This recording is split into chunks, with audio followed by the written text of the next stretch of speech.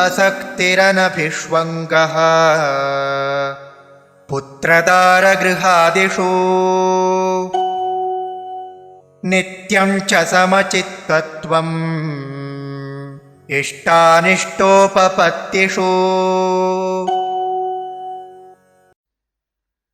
असक्तिः अनभिष्वङ्गः पुत्रदारगृह आदिषु नित्यं च समचित्तत्वम् इष्ट अनिष्ट उपपत्तिषु। असक्तिरनभिष्वङ्गः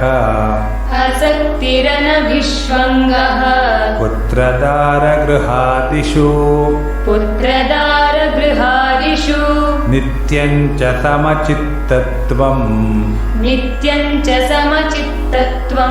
इष्टानिष्टोपपत्तिषु।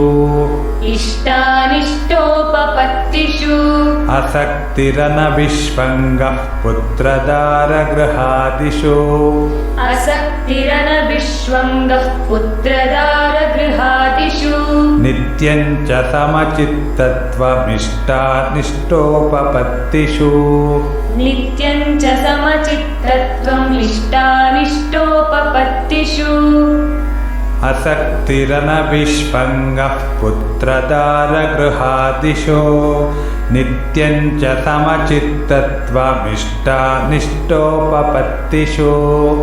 असक्तिरनभिष्वङ्गः पुत्रदारगृहादिषु नित्यं च समचित्तत्वमिष्टानिष्टोपपत्तिषु।